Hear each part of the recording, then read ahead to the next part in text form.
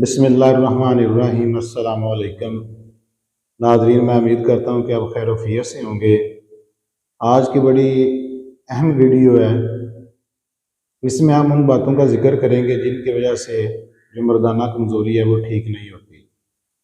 एक बड़े मैच्योर और एजड शख्स ने मुझसे सवाल किया कि आया कि ये जो मर्दाना कमज़ोरी के मरीज़ होते हैं ये ठीक भी होते हैं कि नहीं।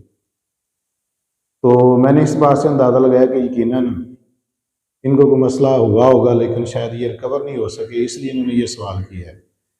तो मैं इसके जवाब में कुछ चीज़ें अर्ज़ करना चाह रहा हूँ कि मर्दाना कमज़ोरी की कमोबेश 13 अक़साम है। और चूँकि हमने किसी भी मसले का नाम, अगर हमें कोई हमले ज़ौजगी में कोई मसला दरपेश आता है तो हम उसको मर्दाना कमज़ोरी से ही तमीर करते हैं।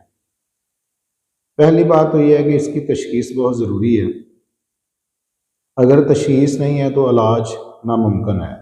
मैं आपके साथ एक छोटी सी बात शेयर करता हूँ कि मेरे पास एक पेशेंट आया, डेट वाज वेरी यंग, जवान आदमी था। उसने कहा जी मैं जब अपनी शरीके हयात के पास जाता हूँ तो मुझे बड़ी घबराहट होती है, और जिसकी वजह से जो अमले ज़ौजियत है वो अच्छे तरीके से सरअंजाम नहीं पाता, जिसकी वजह से मुझे भी बड़ी परेशानी होती है और मेरी शरीके हयात भी बड़ा इल फील करती है।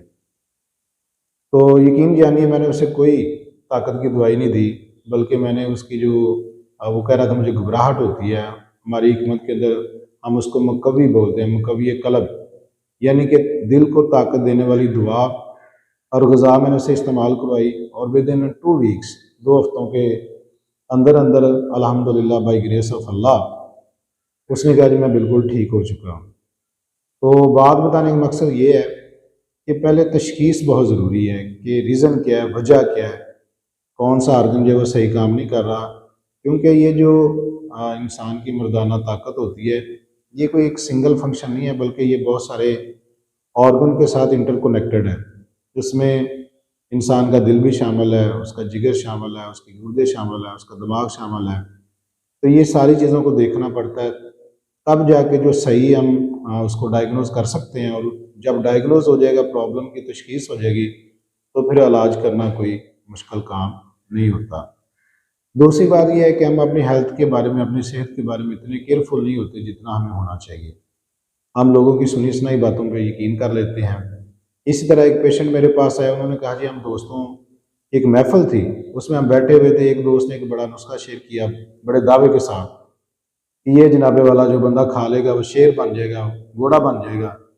तो कहता है वो जिस दिन से मैंने इस्तेमाल किया, फिर मैं उसी दिन से मैं हकीमों और डॉक्टरों के पास चक्कर लगा रहा हूँ। तो इसलिए ये बड़ा एक सेंसिटिव बात होती है, ह्यूमन बॉडी है, ये बड़ी कॉम्प्लिकेटेड है।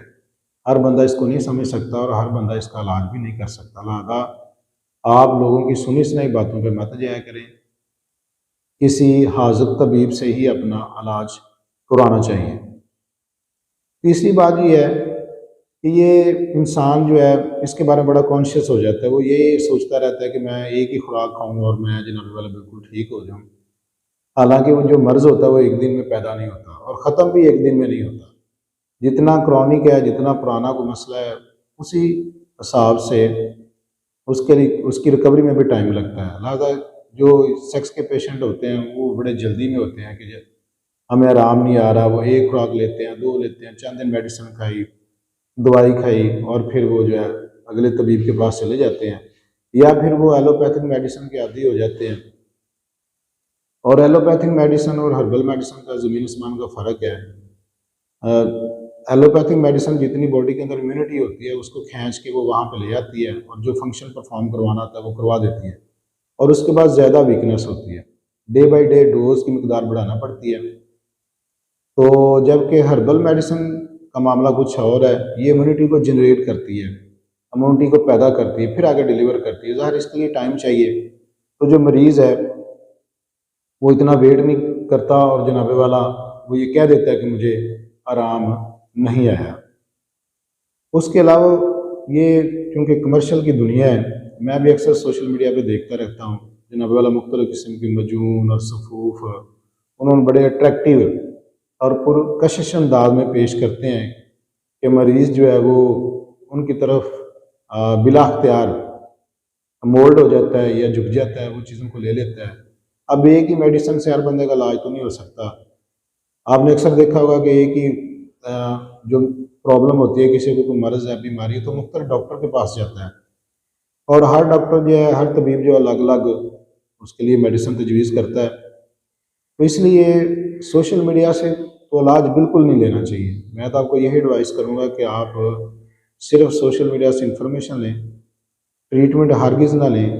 कोई भी मेडिसिन या नुस्खा है जी, उसको बना के मत ट्राई करें, चाहे मैं ही आपको क्यों ना बताऊँ। तो ये मेरी आपसे रिक्वेस्ट भी है और एडवाइस भी है, क्योंकि सेहत के पैरल कोई चीज़ नहीं है। खुदा ना खास्ता अगर आप बचत की खातर जो अपनी सेहत को दाँव पर लगा लेते हैं, तो वो बाद में हो सकता है आपको डबल जो है वो उस पे पैसे लगाने पड़े। एक और बात ये है कि हम ज़रा पैसे लगाने से भी बड़ी हेजिटेशन फ़ील करते हैं। अभी रिसेंटली मुझे एक दोस्त ने कॉल की, उन्होंने कहा जी एक आदमी है और वो अच्छा खासा खाता पीता है, तो वो कह रहा है कि आप मुझे पहले मेडिसिन दे दें, तो बाद में अगर मुझे फ़ायदा होगा तो मैं आपको उसके जो है ना चार्जेस पे कर दूँगा। तो ये भी देखें बड़ी अजीब सी बात है कि आप अपनी एक कीमती सेहत के ऊपर बिल्कुल फ्री ऑफ कास्ट जो है वो सर्विस लेना चाहते हैं। It is not good thing, ये भी अच्छी बात नहीं है। दूसरा ये है कि जब भी आपने कोई ट्रीटमेंट लेना है तो किसी क्वालिफाइड बंदे के पास जाएं, उससे अपना ट्रीटमेंट लें, ना कि गली मोहल्ले में या किसी की सुनी सुनाई बातों से। कुछ लोगों की ये भी बड़ी आदत होती है, वो कहते हैं ये मैंने ये मेडिसिन खाई है, मैं अब ठीक हूँ, तो आप भी ये खाएं। तो ये हारगिज़ जो है ठीक नहीं है। हर बंदे की रीज़न्स मुख्तलिफ हो सकती हैं, बॉडी स्ट्रक्चर मुख्तलिफ हो सकता है, उसका खाना पीना, उसकी रूटीन, उसकी बीमारी की जो कैटेगरी वो अलग हो सकती है। लिहाजा हमें इसके बारे में बहुत केयर करनी चाहिए। तो ये कुछ रीज़न थी जो मेरे जहन में आई और मैंने कहा कि मैं लोगों के साथ शेयर करूँ। अगर आपको ये बातें पसंद आई हैं तो आप इसको लाइक करें और शेयर करें, और अगर चैनल अभी आपने सब्सक्राइब नहीं किया तो उसको भी कर लें, ताकि हमारी जो एफ़र्ट है उसका भी रिवार्ड हमें कुछ मिल सके आपकी तरफ से। अल्लाह हाफ़िज़।